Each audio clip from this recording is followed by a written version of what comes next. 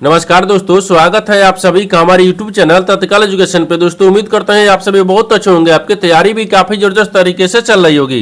दोस्तों आज हम आप लोगों के लिए रीजनिंग के 15 अति महत्वपूर्ण प्रश्न के बारे में इस वीडियो में बताएंगे, जो कि SSC, railway, group D, NTPC या किसी स्टेट एग्जाम की तैयारी कर रहे हैं। इस टाइप के प्रश्न हमें से परीक्षा में पूछे जाएंगे। दोस्तों ये पार्ट नंबर कौन सा है? 463 है। पार्ट नंबर 462 नहीं देखें तो आप वीडियो सेक्शन में जाके देख सकते हैं। चलिए तो पहला प्रश्न देख लेते हैं।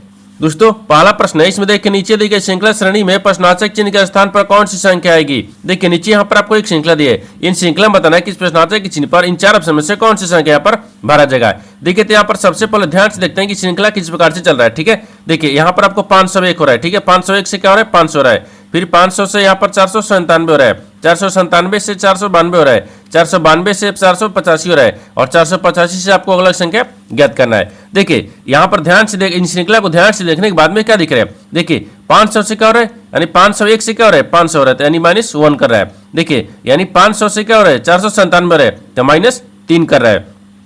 अब देखिए 97 से क्या हो रहा है? 497 से 492 हो रहा है, ये -5 कर रहा है। अब देखिए 92 से क्या लिख रहा है? 85 लिख रहा है, तो माइनस यहाँ पर आपको 7 कर रहा है। ठीक है, तो 85 में क्या करते हैं? माइनस को 9 करेंगे। ठीक है ना, -9 करेंगे। ठीक है, क्योंकि देखिए 1 3 5 7 7 के बाद में सब विषम संख्या दिख रहे हैं, यानी तो क्या हो जाएगा? यहाँ पर 9 हो गया, तो यहाँ पर 9 को माइनस करेंगे। जब माइनस करेंगे तो यहाँ पर 400 कितना हो जाएगा? ये 76 हो जाएगा।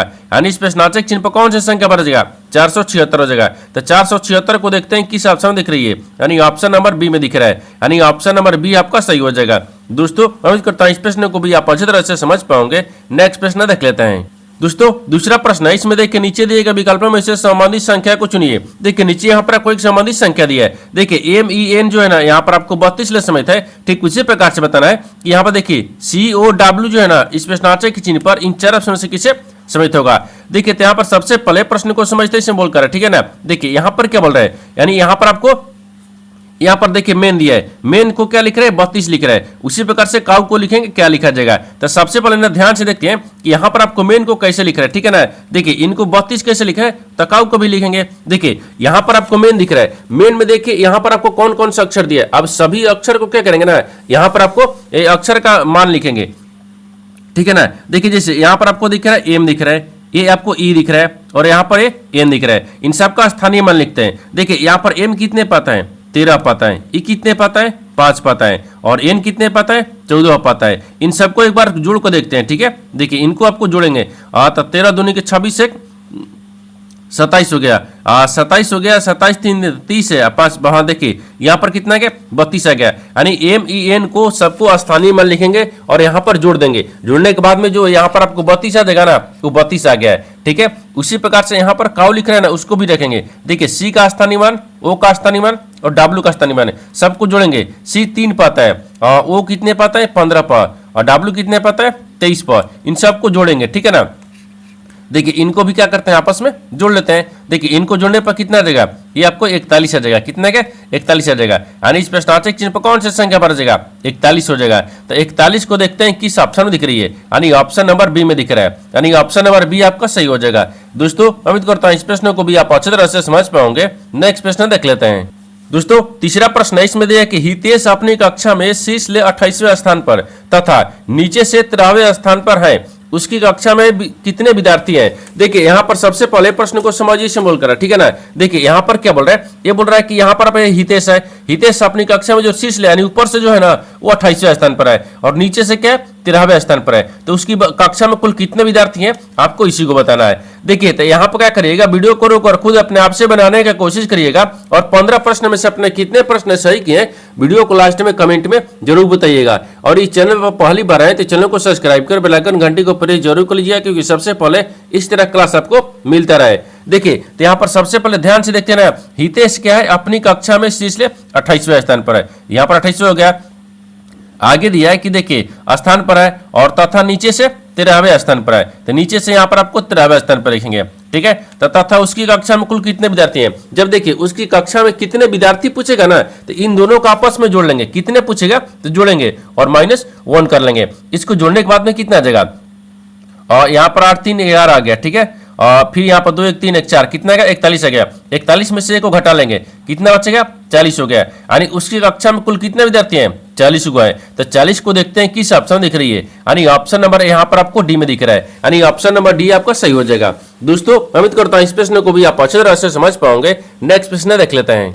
दोस्तों 4 नंबर प्रश्न, इसमें देखिए नीचे दिए गए प्रश्न आकृति में लुप्त संख्या ज्ञात कीजिए। देखिए नीचे यहाँ पर आपको एक आकृति दिया है, ठीक है। इस आकृति में बताना क्या है कि इस प्रश्नवाचक के चिन्ह पर इन 4 ऑप्शन में से कौन सा अक्षर यहाँ पर भरा जाएगा, आपको इसी को बताना है। देखिए तो यहाँ पर सबसे पहले प्रश्न को समझते इसमें बोलकर है, ठीक है ना। देखिए यहाँ पर आपको क्या लिख रहा है, देखिए ए, देखिए BADC लिख रहा है, ठीक है। फिर यहाँ पर ADE लिख रहा है, फिर यहाँ पर GC लिख रहा है, और यहाँ पर आपको बताना है कि कौन सा अक्षर भरा जाएगा। अब देखिए इसको कैसे लिखेंगे, तो यहाँ पर आपको ध्यान से देखिएगा, तो A लिख रहा है, B लिख रहा है, C लिख रहा है, D लिख रहा है, फिर A लिख रहा है, D हो गया, E लिख रहा है, फिर AD आ गया। नहीं, यहाँ पर तो हो नहीं रहा। देखिए इसमें थोड़ा सा लॉजिक लगाते हैं। लॉजिक कैसे लगाएंगे, ये जो आपको अक्षर लिखा है ना, देखिए ये जो आपको अक्षर लिखा है, इन अक्षर को क्या करेंगे, यानी सबका स्थानीय मान लिखेंगे। स्थानीय मान लिखने के बाद में जोड़ते हैं कितना आ रहा है। जैसे देखिए यहाँ पर B कितने पाता है, तो B यहाँ पर 2 पाता है, और A कितने पाता है 1 पाता है, और D कितने पाता है 4 पाता है, और C कितने पाता है 3 पाता है। इन सबको एक बार जोड़ते हैं, ठीक है ना। देखिए इन सबको जोड़ेंगे और तो यहाँ पर कितना आ गया 4 1 5 3 2 5, यहाँ पर कितना आ गया 10 आ गया, ठीक है। उसी प्रकार से क्या करते हैं ना, इन सबको भी जोड़ते हैं। देखिए इन सबको भी जोड़ेंगे, A कितने पाता है 1 पाता है, ठीक है। D कितने पाता है 4 पाता है, और E कितने पाता है 5 पाता है। इनको भी जोड़ते हैं, ठीक है। देखिए तो यहाँ पर 5 है, 5 कितना आ गया 10 आ गया, इसमें भी 10 आ गया। देखिए ये भी 10 आ गया, ये भी 10 आ गया, सब 10 10 आ रहा है, ठीक है। आगे देखते हैं, आगे देखिए इसमें भी क्या करते हैं जोड़ेंगे, ठीक है ना। देखिए G और कितने पाता है, तो 7 पाता है, और C कितने पाता है, तो यहाँ पर 3 पाता है। इनको भी क्या करते हैं जोड़ लेंगे, कितना आ गया 10 आ गया। देखिए ये तीनों को जोड़ने के बाद में स्थानीय मान 10 आ रहा है, यानी इसका मतलब कि इसके जगह पर भी हम क्या करेंगे 10 को रखेंगे, तो 10 यहाँ पर रखेंगे, 10 को रखेंगे, ठीक है ना। 10 को रखेंगे तो 10 देखते हैं कि किस जो है ना ऑप्शन पाएगा। जैसे देखिए F कितने पाता है 6 पाता है, ये भी नहीं होगा। हाँ J कितने पाता है 10 पाता है, J का स्थानीय मान कितने पाता है 10 पाता है, तो J हो जाएगा, ठीक है। इस प्रश्नवाचक चिन्ह पर कौन सा अक्षर भरा जाएगा, तो यहाँ पर आपको J हो गया। तो J को देखिए ऑप्शन नंबर बी में दिख रहा है, यानी ऑप्शन नंबर बी आपका सही हो जाएगा। दोस्तों उम्मीद करता हूँ इस प्रश्न को भी आप अच्छी तरह से समझ पाओगे। नेक्स्ट प्रश्न देख लेते हैं। दोस्तों 5वां प्रश्न, इसमें देखिए एक निश्चित कूट भाषा में यानी पैड को 35 17 के रूप में कूटबद्ध किया जाता है, और यहाँ पर ARCS को यहाँ पर 24 58 के रूप में कूटबद्ध किया जाता है। तो दी गई कूट भाषा में एक के लिए कूट क्या होगा। देखिए यहाँ पर सबसे पहले प्रश्न को समझिए से बोलकर है, ठीक है ना। देखिए यहाँ पर क्या बोल रहा है, ये यहाँ पर बोल रहा है कि एक निश्चित कूट भाषा दी है जिसमें पैड को क्या लिख रहा है 35 17 के रूप में कूटबद्ध किया जाता है। उसी कूट भाषा में बताना है कि यहाँ पर देखिए ARCS को यहाँ पर 24 58 के रूप में कूटबद्ध किया जाता है। उसी कूट भाषा में बताना ए को क्या लिखा जाएगा। तो सबसे पहले देखिए यहाँ पर पैड लिख रहा है PAID, पैड, पैड को क्या लिख रहा है, और तो यहाँ पर देखिए यहाँ पर आपको 35 और 17 लिख रहा है, ठीक है। उसी कूट भाषा में देखिए यहाँ पर क्या लिख रहा है, A लिख रहा है, R लिख रहा है, C लिख रहा है, S लिख रहा है। इनको भी क्या लिख रहा है, और तो यहाँ पर आपको 24 और 58 दिया, ठीक है ना। 24 और 58 लिखा जाता है। उसी कूट भाषा में बताना है कि ए को क्या लिखा जाएगा। अब देखिए तो एक बताता है क्या लिखा जाएगा। देखिए इस तरह के प्रश्न में क्या होता है, ये आपको अक्षर दिख रहा है, ये आपको संख्या दिख रहा है। अक्षर में कौन मिलाइए, संख्या में भी कॉमन मिलाइए, जो दोनों में आपको कॉमन मिलेगा ना वही आंसर आपको हो जाएगा। जैसे देखिए इसमें कॉमन और इसमें कॉमन, इन दोनों में कॉमन में देखिए ए मिल रहा है, इसमें भी ए मिल रहा है, इसमें भी मिल रहा है। अब देखिए संख्या में भी कॉमन मिलाइए, संख्या में देखिए 5 इसमें भी दिख रहा है और 5 इसमें भी दिख रहा है, यानी ए का कूट क्या हो गया 5 हो जाएगा, ए का कूट क्या हो गया 5 हो जाएगा। तो 5 को देखते हैं किस ऑप्शन में दिख रही है, ऑप्शन नंबर बी में दिख रहा है, यानी ऑप्शन नंबर बी आपका सही हो जाएगा। दोस्तों उम्मीद करता हूं इस प्रश्न को भी आप अच्छी तरह से समझ पाओगे। नेक्स्ट प्रश्न देख लेते हैं। दोस्तों 6 नंबर प्रश्न है, इसमें देखिए निम्नलिखित संख्या प्रत्येक श्रृंखला का संदर्भ लीजिए और उसके बाद दिए गए प्रश्न का उत्तर दीजिए। गिनती केवल बाएं से दाएं की जानी चाहिए। देखिए यहाँ पर एक श्रृंखला दिया है, इन श्रृंखला में आपको पूछा क्या है सवाल, देखिए यहाँ से पूछा है ऐसे कितने प्रतीक है जिनमें से प्रत्येक के ठीक पहले एक प्रतीक है और ठीक बाद एक संख्या है। देखिए यहाँ पर सबसे पहले प्रश्न को समझिए सिंबल कर, ठीक है ना। यहाँ पर क्या बोल रहा है, ये बोल रहा है कि देखिए निम्नलिखित संख्या प्रत्येक श्रृंखला का संदर्भ लीजिए और नीचे दिए गए बोल रहा है कि उसके बाद दिए गए प्रश्न का उत्तर दीजिए। गिनती केवल बाएं से दाएं की जानी चाहिए, यानी इसका कहने का मतलब कि यहाँ हमारा एक श्रृंखला दिया है, इन श्रृंखला में आपको बताना क्या है, सवाल देखिए यहाँ से पूछा है ऐसे कितने प्रतीक है, तो यहाँ पर आपको प्रतीक को रख लेंगे, ठीक है। प्रतीक है। यानी ऐसे कितने प्रतीक है जिनमें से प्रत्येक के ठीक पहले एक प्रतीक है, जिनके पहले भी क्या दिख रहा है, एक प्रतीक दिख रहा है। ठीक है, आगे बोल रहा है कि ठीक बाद में एक संख्या है, बाद में क्या दिख रहा है, ये संख्या दिख रहा है। ठीक है, संख्या है। देखिए यानी इसका कहने का मतलब है कि इन श्रृंखला में आपको बताना है कैसे कितने प्रतीक है जिनके पहले एक प्रतीक है और जिनके बाद में एक संख्या दिख रहा है। तो सबसे पहले प्रतीक को हम ध्यान से देखते हैं। देखिए यहाँ पर कौन सा प्रतीक दिख रहा है, एक प्रतीक दिख रहा है, प्रतीक के पहले प्रतीक दिख रहा है और प्रतीक के बाद में संख्या भी दिख रहा है, एक हो गया। ठीक है, एक दिख रहा है। अब आगे देखिए, आगे कहीं दिख रहा है, ये प्रतीक के पहले संख्या प्रतीक के बाद भी है, नहीं ये नहीं बन रहा है। यहाँ पर और दिख रहा है, हाँ देखिए ये प्रतीक हो गया, प्रतीक के पहले भी प्रतीक है और प्रतीक के बाद में संख्या दिख रहा है, ये भी आपको हो गया, दो बन रहा है। ठीक है, और कहीं इसमें दिख रहा है और प्रतीक के पहले प्रतीक दिखना चाहिए, नहीं हो रहा है, नहीं बन रहा है, यानी दो हो गया। यानी इस श्रृंखला में यानी आपको ऐसे दो प्रतीक है जिनके पहले प्रतीक है जिनके बाद एक संख्या दिख रही है। इसमें कैसे इतने प्रतीक है, तो दो को है, तो दो को देखते हैं किस ऑप्शन में दिख रही है। यानी ऑप्शन नंबर यहाँ पर आपको एक में दिख रहा है, यानी ऑप्शन नंबर ए आपका सही हो जाएगा। दोस्तों उम्मीद करता हूं इस प्रश्न को भी आप अच्छी तरह से समझ पाओगे। नेक्स्ट प्रश्न देख लेते हैं। दोस्तों 7 नंबर प्रश्न है, इसमें देखिए नीचे दिए गए विकल्पों में से संबंधित शब्द को चुनिए। देखिए नीचे यहाँ पर आपको एक संबंधित शब्द दिया है, यानी फुटबॉल जो ना यहाँ पर मैदान से समेत है, ठीक उसी प्रकार से बताना है कि टेनिस जो ना इस प्रश्नार्थक चिन्ह पर इन चार ऑप्शन से किसे समेत होगा। देखिए तो यहाँ पर सबसे पहले प्रश्न को समझते सिंबल कर, ठीक है ना। देखिए फुटबॉल, फुटबॉल कहाँ खेलते हैं, तो मैदान में, तो फुटबॉल किसे समेत होगा, मैदान से। उसी प्रकार से टेनिस कहाँ खेलते हैं, तो जाल में, नहीं, और यहाँ पर कोर्ट से खेलते हैं। ठीक है, तो यहाँ पर क्या हो जाएगा, ये कोर्ट हो गया, क्या होगा, कोर्ट हो जाएगा। देखिए जिस प्रकार से यहाँ पर फुटबॉल का संबंध किससे होगा, मैदान से, फुटबॉल मैदान में खेलते हैं, तो यहाँ पर संबंध को रखते हैं। ठीक है, यानी संबंध हो गया, ठीक है ना, संबंध हो गया। उसी प्रकार से टेनिस का संबंध किससे होगा, कोर्ट से होगा, ये भी आपको संबंध को रखेंगे। ठीक है, ये संबंध दिख रहा है, ठीक है ना, संबंध हो गया। तो यहाँ पर आपको कोर्ट भर जाएगा, तो कोर्ट को देखते हैं किस ऑप्शन में दिख रहे हैं, यानी ऑप्शन नंबर आपको बी में दिख रहा है, यानी ऑप्शन नंबर बी आपका सही हो जाएगा। दोस्तों उम्मीद करता हूं इस प्रश्न को भी आप अच्छी तरह से समझ पाओगे। नेक्स्ट प्रश्न देख लेते हैं। दोस्तों 8 नंबर प्रश्न है, इसमें देखिए कि D E F G H I और के एक गोल मेज परित उसके केंद्र की ओर अभिमुख होकर बैठे हुए हैं। यानी एच आई एच के तीसरे, देखिए बाएं से तीसरे स्थान पर बैठा है, और ई जी के बाएं से दूसरे स्थान पर बैठा है। यानी डी और ई के बीच केवल एच बैठा है और के और आई का निकटतम पड़ोसी नहीं है। ठीक है, तो बताना है कि एफ के दाएं से गिनने पर एफ और ई के बीच में कितने व्यक्ति बैठे हैं। देखिए यहाँ पर सबसे पहले प्रश्न को समझिए से बोलकर, ठीक है ना। देखिए यहाँ पर क्या बोल रहा है, यानी D E F G H, ठीक है ना, और आई के एक गोल मेज पर उसके केंद्र की ओर अभिमुख होकर बैठे हुए हैं। यानी इसे कहने को देखिए 2 2 4 2 6 एक साथ 7 व्यक्ति जो गोल मेज में बैठे हैं। जैसे यहाँ पर बैठाते हैं, देखिए 2 हो गया, 2 4 हो गया, 2 6 हो गया, एक साथ हो गया, सभी केंद्र की तरफ मुंह करके बैठे हुए, ठीक है ना, बैठे हुए। बोल रहा है कि देखिए यहाँ पर आई एच के बाएं से तीसरे स्थान में बैठा है, लेकिन आई जो है ना, तो मान लेते हैं यहाँ पर आई को यहाँ पर रखेंगे। आई जो है वो देखिए बोल रहा है कि एच के बाएं से तीसरे स्थान पर, तो एच के बाएं से तीसरे स्थान पर, तो मान लीजिए एच को यहाँ पर रखते हैं, एच के बाएं से, देखिए एच के बाएं से तीसरे स्थान पर कौन बैठा है, आई बैठा है। ठीक है, आगे बोल रहा है कि ई जी के बाएं से दूसरे स्थान पर बैठा है, लेकिन ई जो है ना, ई वो जी के बाएं से दूसरे स्थान पर बैठा है। तो यहाँ पर क्या रखते हैं, ई को रखते हैं, मान लीजिए यहाँ पर ई रखते हैं, ई के बाएं से जी दिख रहा है दूसरे स्थान पर, देखिए जी का दूसरे स्थान पर कौन दिख रहा है, देखिए ई दिख रहा है, ठीक है ना, बाएं से, ये भी ठीक है। आगे देखिए, आगे बोल रहा है कि डी और ई के बीच केवल एच बैठा है, तो देखिए डी और ई के बीच में, तो यहाँ पर डी को रखते हैं, और हाँ देखिए डी को यहाँ पर रखते हैं, और ई यहाँ पर है, इन दोनों के बीच में क्या है, एच बैठा हुआ है। ठीक है, आगे देखिए बोल रहा है कि के आई का निकटतम पड़ोसी नहीं है, लेकिन के जो है ना वो आई का निकटतम पड़ोसी नहीं है, तो आई के निकटतम पड़ोसी तो यहाँ पर के होगा नहीं, इसका मतलब कि के यहाँ पर हो जाएगा।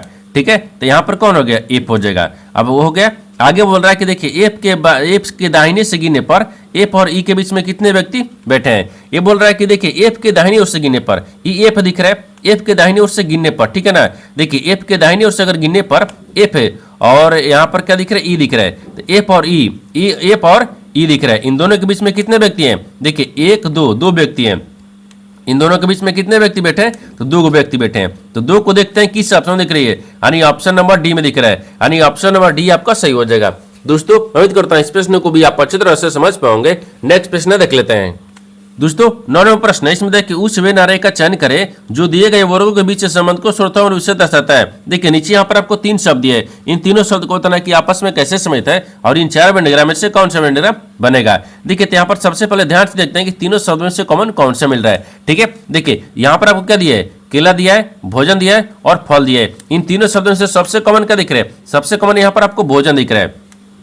ठीक है ना, देखिए सबसे बड़ा क्या रखते हैं यहाँ पर, भोजन को रखते हैं, भोजन। ठीक है ना, ये भोजन हो गया। सबसे कॉमन क्या दिख रहा है, भोजन। भोजन के अंदर में यहाँ पर क्या आता है, फल आता है। भोजन के अंदर में क्या आ जाएगा, ये फल आ जाएगा। ठीक है ना, ये फल दिख रहा है, भोजन के अंदर में फल आ जाएगा। और फल के अंदर में क्या आता है, केला आता है। फल के अंदर में क्या आता है, ये केला आता है। ठीक है, ये केला हो गया। इस तरह से आपका वेन डायग्राम बनेगा। सबसे कॉमन भोजन दिख रहा है, भोजन के अंदर में फल आता है और फल के अंदर में केला आते हैं। इस तरह का वेन डायग्राम बनेगा।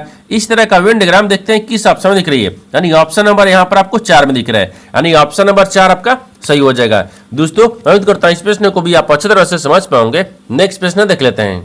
दोस्तों 10वां प्रश्न है, इसमें देखिए एफ जी की बहन है, यानी जी एच का पति है, यानी एच आई की पुत्री है, आई जे की पत्नी है। ठीक है, तो एफ का जे से क्या संबंध है आपको इसी को बताना है। देखिए यहाँ पर सबसे पहले प्रश्न को समझ इसमें बोल कर है। ठीक है ना, देखिए यहाँ पर बोल रहा है कि एफ जी की बहन है, जो एफ है ना वो जी की बहन है। तो मान लीजिए यहाँ पर रखते हैं एफ को रखते हैं। ठीक है, वो जी की बहन है, तो जी की बहन कौन हो गया, एफ हो गया, ये बहन हो गई। ठीक है ना, ये बहन हो गई। ठीक है, आगे देखिए, आगे बोल रहा है कि जी एच का पति है, लेकिन जी है ना जी, वो एच का पति है। तो एच का पति कौन हो गया, देखिए एच का पति कौन हो गया, जी हो गया। तो एच का पति कौन हो गया, ये जी हो गया। तो इसका ये पति दिख रहा है जी, ठीक है, पति हो गया, यानी प्लस ले और ये माइनस ले। ठीक है, इसकी बहन हो गया तो ये माइनस ले करेंगे। देखिए जो आपको पुरुष होगा उसको प्लस ले सूचित करेंगे और जो यहाँ पर महिला होगी उसको माइनस ले सूचित करेंगे। ठीक है ना, अब आगे देखिए, आगे बोल रहा है कि एच का, देखिए एच आई की पुत्री है, लेकिन एच जो है ना, एच वो आई की पुत्री है। मान लीजिए ये आई हो गया, आई का पुत्री कौन है, ये हो गया। तो इसका पुत्री हो गया, तो इसकी पुत्री है, तो पहले इसको क्या करेंगे, ये पुत्री को रखते हैं। ठीक है ना, ये पुत्री हो गया। आगे बोल रहा है कि आई जे की पत्नी है, लेकिन आई जो है ना, आई वो जे की पत्नी है। तो यहाँ पर जे की पत्नी कौन है, आई है, ये पत्नी हो गई। इसका मतलब ये माइनस हो गया, ये आपको क्या हो गया, प्लस हो गया। ठीक है, पत्नी है। तो आपको बताना है क्या है कि एफ का जे से क्या संबंध है, यानी जो यहाँ पर जे है ना, जे वो एफ को क्या बोलेगा आपको इसी को बताना है। ठीक है ना, देखिए यानी बोल रहा है कि एफ यानी जे जो है, जे एफ को क्या बोलेगा आपको इसी को बताना है। देखिए एक बार ध्यान से समझिए, एक बार डायग्राम में देखिए, ये आपको जे दिख रहा है। ठीक है ना, जे आपको क्या है, यानी आई की पत्नी है।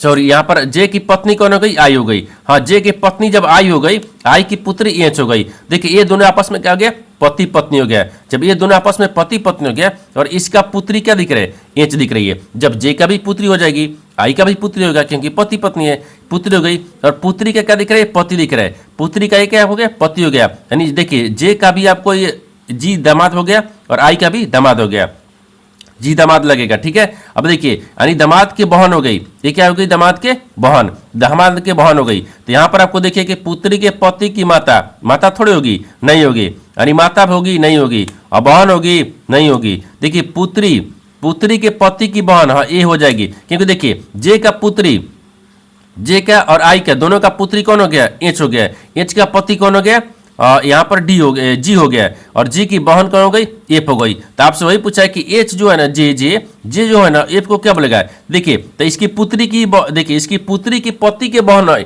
इसकी पुत्री की पति के बहन क्या है, एफ है, क्या है, एफ है। तो यहाँ पर देखिए लिखते हैं, यानी पुत्री, ठीक है ना, पुत्री के पति, ठीक है ना, पुत्री के पति की, ठीक है, बहन है, क्या है, बहन है। तो यहाँ पर आप क्या देगा, बहन से वो लिखेगा कि देखिए पुत्री के पति के बहन है। तो देखते हैं कि पुत्री के पति के बहन ऑप्शन नंबर डी में दिख रहा है, यानी ऑप्शन नंबर डी आपका सही हो जाएगा। दोस्तों उम्मीद करता हूँ इस प्रश्न को भी आप अच्छी तरह से समझ पाओगे। नेक्स्ट प्रश्न देख लेते हैं। दोस्तों 11वां प्रश्न है, इसमें देखिए यदि प्लस का अर्थ माइनस है, माइनस का अर्थ गुना है, गुना का अर्थ भागा है, भागा का अर्थ प्लस है, तो निम्नलिखित समीकरण में प्रश्न चिन्ह का स्थान पर क्या आएगा। देखिए यहाँ पर सबसे पहले प्रश्न को समझते हैं, इसमें बोलकर है, ठीक है ना। देखिए यहाँ पर आपको बोल रहा है कि एक समीकरण दिया है, इन समीकरणों को सही बनाने के लिए आपको चिन्ह को बदलना होगा। चिन्ह को बदलने के बाद में समीकरण को सही बनाएंगे। तो सबसे पहले देखते हैं कि चिन्ह को बदलते हैं, ठीक है ना। देखिए यदि बोल रहा है कि प्लस का अर्थ माइनस है, प्लस की जगह पर क्या रखते हैं, माइनस को रखेंगे, और माइनस का अर्थ गुना दिख रहा है, माइनस की जगह पर गुना रखते हैं, और गुना का अर्थ भागा दिख रहा है तो गुना की जगह पर भागा रखते हैं, और भागा का अर्थ क्या दिख रहा है, प्लस दिख रहा है, इसके प्लस रखेंगे। अब समीकरण को सोल्व करेंगे क्योंकि चिन्ह को बदल दिया है। देखिए 30 हो गया, फिर गुना कितना दिख रहा है, 5 हो गया, फिर प्लस में 2 हो गया, फिर माइनस है ना, माइनस 10 दिख रहा है, और भागा कितना दिख रहा है, तो भागा 10 दिख रहा है, यहाँ पर भागा रख लेते हैं। देखिए भागा कितना गया, 2 हो गया है, ठीक है ना। अब समीकरण को सोल्व करेंगे, 5 दूनी के 10, 5 मिनट में कट गया, 30 25 150, 150 आ गया, और फिर प्लस में यहाँ पर 2 रखेंगे, फिर माइनस 5 रखेंगे। अब देखिए इसको जोड़ेंगे तो कितना आ गया, 152 आ गया, 152 में से यहाँ पर 5 को माइनस कर लेंगे तो कितना बचेगा, और 2 इसमें से घटा लेंगे, 3 इसमें से घटा लेंगे तो 100 कितना बचेगा, 47 आ जाएगा, यानी 147 आ गया, यानी इस प्रश्नार्थक चिन्ह पर कौन सी संख्या बन जाएगा, 147 हो जाएगा। तो 147 को देखते हैं किस ऑप्शन में दिख रही है, यानी ऑप्शन नंबर किस में दिख रहा है, बी में दिख रहा है, यानी ऑप्शन नंबर बी आपका सही हो जाएगा। दोस्तों उम्मीद करता हूँ इस प्रश्न को भी आप अच्छी तरह से समझ पाओगे। नेक्स्ट प्रश्न देख लेते हैं। दोस्तों 12वां प्रश्न है, इसमें देखिए कथनों को पढ़े और दिए गए विकल्पों में से निष्कर्ष को चुने। देखिए नीचे यहाँ पर आपको एक कथन दिए, निष्कर्ष दिया है, कथन के आधार पर डायग्राम को बनाते हैं और निष्कर्ष के आधार पर प्रश्न को सोल्व करते हैं। देखिए तो यहाँ पर सबसे पहले कथन क्या बोल रहा है, इसके आधार पर डायग्राम को बनाते हैं। देखिए कथन बोल रहा है कि सभी टब क्या है, शर्ट है, तो सभी जो यहाँ पर टब जो है ना वो क्या दिख रहा है, शर्ट दिख रहा है, यहाँ पर आपको शर्ट को रखेंगे, ठीक है, शर्ट हो गया। अब बोल रहा है कि कुछ शर्ट जैम है, लेकिन कुछ जो शर्ट है ना वो जैम है, यहाँ पर आपको जैम में रखेंगे, ठीक है, जैम है। आगे बोल रहा है कि कोई जैम कोट नहीं है, लेकिन कोई जो जैम है ना वो कोट नहीं है, तो यहाँ पर आपको कोट रखेंगे, कोट नहीं है, ठीक है। ये आपको वेन डायग्राम बना दिए। देखिए यहाँ पर कथन बोल रहा है, कथन के आधार पर डायग्राम को बना दिए। अब यहाँ पर आपको निष्कर्ष क्या बोल रहा है, इसके आधार पर ही प्रश्न को सोल्व करेंगे। देखिए निष्कर्ष क्या बोल रहा है, पहला में देखिए बोल रहा है कि कोई टब कोट नहीं है, तो कोई जो टब है ना, देखिए एक क्या दिख रहा है, हाँ टब दिख रहा है, हाँ कोई टब जो है यहाँ पर आपको कोट नहीं है, हाँ तो कोई टब जब कोट नहीं है, ये डायग्राम में भी बोल रहा है, इसमें भी बोल रहा है, इसका मतलब है कोई टब, देखिए कोई बोल रहा है कि कोई टब कोट नहीं है, हाँ तो कोई टब जो है कोट तो नहीं है, ये तो सही तो बोल रहा है कि नहीं है, यहाँ पर आपको नहीं, ये गलत बोल रहा है, गलत बोल रहा है, कोई टब कोट नहीं है, तो इसमें भी दिख रहा है कि नहीं है, ठीक है ना। अब देखिए बोल रहा है दूसरा में कि कुछ जैम टब है, लेकिन कुछ जैम, देखिए ये आपको जैम दिख रहा है क्या, कुछ जैम, यहाँ पर टब दिख रहा है, नहीं दिख रहा है, ये भी आपको गलत बोल रहा है। न तो 1 होगा, न तो 2 होगा, यहाँ पर आपको ऑप्शन नंबर ए में दिख रहा है, ठीक है, न तो 1 निष्कर्ष और न ही 2 अनुसरण करता है, यानी ऑप्शन नंबर ए आपका सही हो जाएगा। दोस्तों उम्मीद करता हूँ इस प्रश्न को भी आप अच्छी तरह से समझ पाओगे। नेक्स्ट प्रश्न देख लेते हैं। दोस्तों 13वां प्रश्न, इसमें देखिए 7 संख्याओं का औसत 45 है, यदि प्रत्येक में से 5 घटाया जाए तो नया औसत कितना होगा। देखिए यहाँ पर सबसे पहले प्रश्न को समझिए सिंबल करें, ठीक है ना। देखिए यहाँ पर क्या बोल रहा है, बोल रहा है कि 7 संख्याओं का औसत 45 है, तो यदि देखिए यदि प्रत्येक में से 5 घटाया जाए तो नया औसत ज्ञात करना है। देखिए यानी 7 को संख्या दिख रहे हैं, ये 7 संख्याओं, ठीक है ना, 7 संख्याओं की औसत कितना है, यानी औसत, ठीक है, 7 संख्या का औसत कितना दिख रहा है, 45 दिख रहा है, ठीक है। अब आगे देखिए, आगे बोल रहा है कि यहाँ पर तो 45 दिख रहा है, तो 7 संख्या का औसत कितना है, 45 है। तो यहाँ पर देखिए ना, इसको पहले गुना कर लेते हैं, ठीक है ना। जब 7 संख्या का औसत दिया है 45, तो इसमें क्या करते हैं, गुना कर लेंगे, यानी 45 लिए गुना करेंगे, ठीक है। तो बराबर में कितना जगह 315 गया है। देखिए 7 संख्या का औसत कितना गया, 45 दिया है, और 45 में 7 ले गुना करेंगे, कितना गया, 315 गया, ठीक है। अब बोल रहा है कि प्रत्येक संख्या में 5 घटाया जाए, ठीक है, 5 घटाने के बाद में, प्रत्येक संख्या में 5 घटाने के बाद में, ठीक है ना, और तब 5 घटाने के बाद तो 315 दिख रहा है, फिर माइनस क्या करेंगे, 7 गुने 5 करेंगे, क्योंकि 5 घटाना है, ठीक है। तो 7 में एक बार 5 ले गुना करेंगे,